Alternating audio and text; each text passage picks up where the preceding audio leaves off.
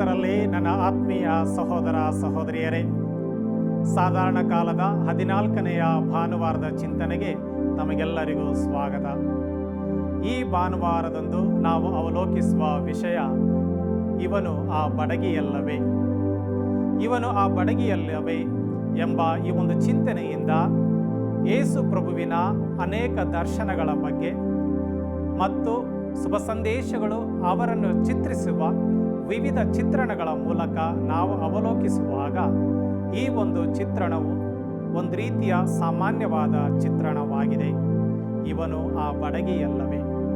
ಆದರೆ ಈ ಒಂದು ಚಿತ್ರಣದಿಂದ ಮತ್ತು ಈ ಒಂದು ಹಿನ್ನೆಲೆಯನ್ನು ಇಟ್ಟುಕೊಂಡು ಪ್ರಭು ಯೇಸು ನಮಗೆ ತಿಳಿಸುವಂಥ ವಿಷಯವು ಇದಾಗಿದೆ.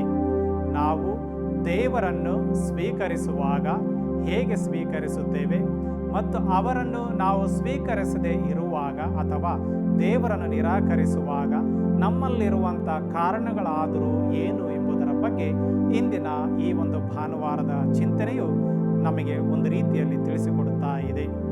ಪ್ರಭು ಕ್ರಿಸ್ತರಲ್ಲಿ ಆತ್ಮೀಯ ಸಹೋದರ ಸಹೋದರಿಯರೇ, ಎಜೆಕಿಯೇಲನ ಪ್ರವಾದಿಯ ಗ್ರಂಥದಲ್ಲಿ ತಿಳಿಸುವ ಹಾಗೆ ಈ ಒಬ್ಬ ಸಾಮಾನ್ಯ ಮನುಷ್ಯನನ್ನು ದೇವರು ಆರಿಸಿಕೊಳ್ಳುತ್ತಾರೆ.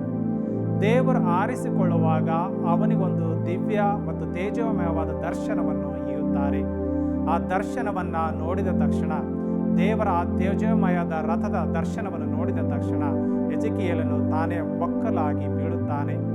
ಈ ಮನುಷ್ಯನನ್ನೇ ಉದ್ದೇಶಿಸಿ ದೇವರು ಅವನಿಗೆ ಹೇಳುತ್ತಾರೆ, ನರಪುತ್ರನೇ, ಎದ್ದೇಳು, ಎದ್ದು ನಿಲ್ಲು, ನಿನ್ನನ್ನು ನಾನು ಆರಿಸಿದ್ದೇನೆ, ನನ್ನ ಪರವಾಗಿ ನೀನು ಮಾತನಾಡಬೇಕು ಎಂಬ ಒಂದು ಸಂಭಾಷಣೆಗೆ ಕರೆಯನ್ನು ಹೊಂದಿಕೊಂಡು ಈ ಪ್ರವಾದಿ ಎಜೆಕಿಯೇಲನು ಇಸ್ರಾಯೇಲರಿಗೆ ಹೋಗಿ ದೇವರ ಆ ಒಂದು ಬೋಧನೆಯನ್ನು, ಚಿಂತನೆಯನ್ನು ತಿಳಿಸುತ್ತಾನೆ. ದೇವರ ಅವನಿಗೆ ಹೇಳುತ್ತಾರೆ, ಅವರು ನಿನ್ನ ಒಂದು ಕರೆಗೆ ಕಿವಿಗೊಡಬಹುದು ಅಥವಾ ಅವರು ನಿನ್ನನ್ನು ಆಲಿಸದೇ ಇರಬಹುದು, ಆದರೂ ಒಬ್ಬ ಪ್ರವಾದಿ ಅವರ ಮಧ್ಯದಲ್ಲಿ ಇದ್ದಾನೆ ಎಂಬ ಆ ಒಂದು ಅರಿವು ಅವರಿಗೆ ಉಂಟಾಗುತ್ತದೆ ಎಂಬ ಆ ಒಂದು ಸನ್ನಿವೇಶವನ್ನು, ಹಿನ್ನೆಲೆಯನ್ನು ನಾವು ಮೊದಲನೆಯ ವಾಚನದಲ್ಲಿ ಕಾಣುತ್ತೇವೆ. ಇಂತಹ ಒಂದು ಹಿನ್ನೆಲೆಯನ್ನೇ ಇನ್ನೊಂದು ರೀತಿಯಲ್ಲಿ ನಾವು ಎರಡನೆಯ ವಾಚನದಲ್ಲಿ ನೋಡುತ್ತಾ ಇದ್ದೇವೆ. ಅದೇನೆಂದರೆ ಸಂತ ಪೌಲರ ಮತ್ತು ಕೊರಿಂಥಿಯ ಸಮುದಾಯದ ನಡುವೆ ಇರುವ ಒಂದು ರೀತಿಯ ಸಂಬಂಧ. ಈ ಒಂದು ಕೊರಿಂಥಿಯ ಕ್ರೈಸ್ತಿಯ ಸಮುದಾಯವು ಸಂತ ಪೌಲರು ದೇವರ ಮನುಷ್ಯನಾಗಿದ್ದಾನೆ ಮತ್ತು ಪ್ರಭು ಕ್ರಿಸ್ತರ ಶಿಷ್ಯನಾಗಿದ್ದಾನೆ, ಪ್ರೇಷಿತನಾಗಿದ್ದಾನೆ ಎಂಬುದನ್ನು ಒಂದಲ್ಲ ಒಂದು ರೀತಿಯ ಅತ್ಯುನ್ನತ ಒಂದು ಧಾರ್ಮಿಕ ಅನುಭವದ ಮುಖಾಂತರ ಮತ್ತು ಪವಾಡಗಳ ಮುಖಾಂತರ ತೋರಿಸಿಕೊಡಬೇಕು ಮತ್ತು ಅದನ್ನು ಸಾಬೀತುಪಡಿಸಬೇಕೆಂಬ ಹಂಬಲವು ಈ ಒಂದು ಸಮುದಾಯಕ್ಕೆ ಇತ್ತು. ಇಂತಹ ಒಂದು ಹಿನ್ನೆಲೆಯನ್ನು ಉದ್ದೇಶಿಸಿ ಸಂತ ಪೌಲರು ತಮ್ಮಲ್ಲಿರುವ ಬಲಹೀನತೆಯನ್ನೇ ಮುಂದಿಟ್ಟುಕೊಂಡು ದೇವರ ಮಹಿಮೆಗಾಗಿ, ಕ್ರಿಸ್ತರ ಒಂದು ಆ ಪವಾಡಕ್ಕಾಗಿ, ಕ್ರಿಸ್ತರ ಮಹಿಮೆಗಾಗಿ ತಮ್ಮ ಇರುವಂತಹ ಕುಂದು ಕೊರತೆಗಳನ್ನೇ ಆಧಾರವಾಗಿಟ್ಟುಕೊಂಡು, ಬಲಹೀನತೆಯನ್ನು ಆಧಾರವಾಗಿಟ್ಟುಕೊಂಡು ಪ್ರಭು ಕ್ರಿಸ್ತರಲ್ಲಿರುವ ತಮ್ಮ ವಿಶ್ವಾಸವನ್ನು ಪ್ರಕಟಿಸುತ್ತಾರೆ. ಈ ಎರಡು ಹಿನ್ನೆಲೆಗಳನ್ನು ನಾವು ಜೋಡಿಸಿ ನೋಡುವಾಗ ನಮಗೆ ಗೊತ್ತಾಗುತ್ತದೆ ಹೇಗೆ ಪ್ರಭು ಕ್ರಿಸ್ತರ ಈ ಒಂದು ಬಡಗಿ ಎಂಬ ಆ ಒಂದು ಚಿತ್ರಣದಲ್ಲಿ ದೇವರ ಮಹಿಮೆಯನ್ನು ಹೇಗೆ ನಾವು ಅರಿತುಕೊಳ್ಳಬಹುದು ಮತ್ತು ಹೇಗೆ ಅರ್ಥೈಸಿಕೊಳ್ಳಬೇಕೆಂಬುದನ್ನು ಸಂತ ಮಾರ್ಕರು ತಮ್ಮ ಶುಭ ಸಂದೇಶದಲ್ಲಿ ನಮಗೆ ವಿವರಿಸಿ ತಿಳಿಸುತ್ತಾ ಇದ್ದಾರೆ. ಪ್ರಭು ಯೇಸುವು ಇಸ್ರಾಯೇಲರ ಅಥವಾ ಯಹೂದ್ಯರ ಬದಿಯಲ್ಲಿದ್ದ ಆ ಗಲಿಲೆಯ ಸರೋವರದ ಬಳಿ ದಾಟಿದಾಗ ಎರಡು ಮುಖ್ಯ ಪವಾಡಗಳನ್ನು ಮಾಡುತ್ತಾರೆ. ರಕ್ತಸ್ರಾವದಿಂದ ನರಳುತ್ತಿದ್ದ ಮಹಿಳೆಯನ್ನು ಗುಣಪಡಿಸುವುದರ ಮುಖಾಂತರ, ಅದೇ ರೀತಿ ಜಾಯಿರನ ಮಗಳನ್ನು ಎದ್ದೇಳಿಸುವುದರ ಮುಖಾಂತರ ಯೇಸುವಿನ ಪವಾಡದ ಮಹಿಮೆಯು ನಜರೇತಿನ ಸುತ್ತಮುತ್ತಲೆಲ್ಲೂ ಹರಡುವಂತಾಯಿತು.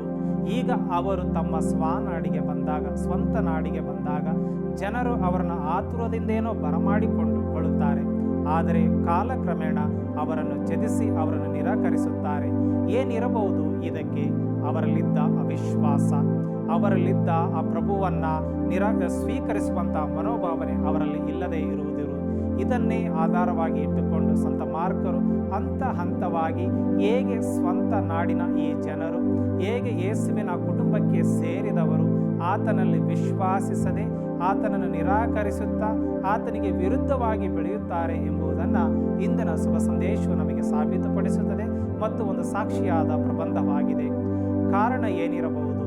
ಅವರು ಬಯಸುತ್ತಿದ್ದ ಆ ಒಂದು ಮಹಾ ಸತ್ಪುರುಷ, ಅವರು ಬಯಸುತ್ತಿದ್ದ ಅನೇಕ ಚಿತ್ರಣಗಳು, ದಾವೀದ ಅರಸನ ಪುತ್ರ ಮತ್ತು ದೇವರ ಪುತ್ರ, ಹೀಗೆ ಅನೇಕ ಚಿತ್ರಣಗಳೊಂದಿಗೆ ನಾವು ಚಿತ್ರಿಸುತ್ತ ಆ ಒಂದು ಯೇಸುವನ್ನು ಶುಭ ಸಂದೇಶದಲ್ಲಿ ನಾವು ನೋಡುತ್ತಿರುವಾಗ ಸಂತ ಮಾರ್ಕರು ಈ ಸಾಧಾರಣವಾದ ಒಂದು ಚಿತ್ರಣವನ್ನು ನಮ್ಮ ಮುಂದೆ ಇಡುತ್ತಾ ಇದ್ದಾರೆ. ಏನಿರಬಹುದು ಇದರ ಮುಂದೆ ಮತ್ತು ಅದೇ ರೀತಿ ಏನನ್ನು ನಾವು ತಿಳಿದುಕೊಳ್ಳಬಹುದು ಇದರೊಂದಿಗೆ ಅಂದರೆ ಪ್ರಭು ಯೇಸುವನ್ನು ನಾವು ಹೇಗೆ ಸ್ವೀಕರಿಸಬೇಕೋ ಹಾಗೆಯೇ ಸ್ವೀಕರಿಸಬೇಕು. ಅವರನ್ನು ದೇವರ ಪುತ್ರನೆಂದು ನಾವು ತಿಳಿದುಕೊಂಡಾಗ, ಆತನಲ್ಲಿ ನಂಬಿಕೆ ಇಟ್ಟಾಗ ನಮ್ಮ ಜೀವನದಲ್ಲಿ ಪವಾಡಗಳು ಆಗಲಿ ಅಥವಾ ಆಗದೇ ಇರಲಿ, ದೇವರಿಂದ ನಮಗೆ ಒಂದು ಅತ್ಯುನ್ನತ ಧಾರ್ಮಿಕ ಅನುಭವ ಆಗಲಿ ಅಥವಾ ಆಗದೇ ಇರಲಿ, ನಮ್ಮ ವಿಶ್ವಾಸವು ದೃಢವಾಗಿರಬೇಕು ಮತ್ತು ಅಧಿಕವಾಗಿರಬೇಕು ಎಂದು ಇಂದಿನ ಶುಭ ಸಂದೇಶವು ನಮಗೆ ತಿಳಿಸುತ್ತಾ ಇದೆ.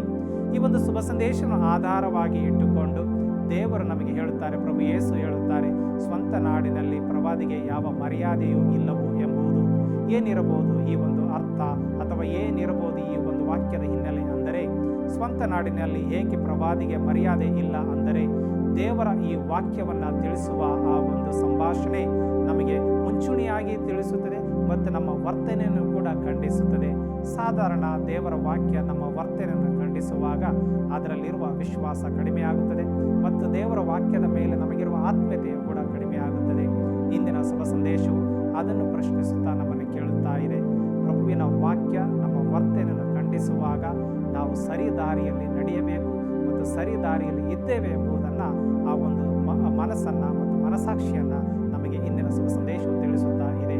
ಆದ್ದರಿಂದ ಸಂತ ಪೌಲರು ತಿಳಿಸುವಂತೆ ನಮ್ಮ ಬಲಹೀನತೆಯಲ್ಲಿ, ನಮ್ಮ ಒಂದು ಕುಂದುಕೊರತೆಗಳಲ್ಲಿ ಪ್ರಭು ಯೇಸುವನ್ನು ಹೆಚ್ಚಾಗಿ ಪ್ರೀತಿಸಿ ಅವರನ್ನೇ ಮತ್ತು ಅವರ ಶಕ್ತಿ ಪ್ರದರ್ಶಿಸುವಂತಹ ಮಹಿಮೆಯ ಘಟನೆಗಳು ನಮ್ಮ ಜೀವನದಲ್ಲಿಯೂ ನಡೆಯಲೆಂದು ವಿಶ್ವಾಸಿಸುತ್ತಾ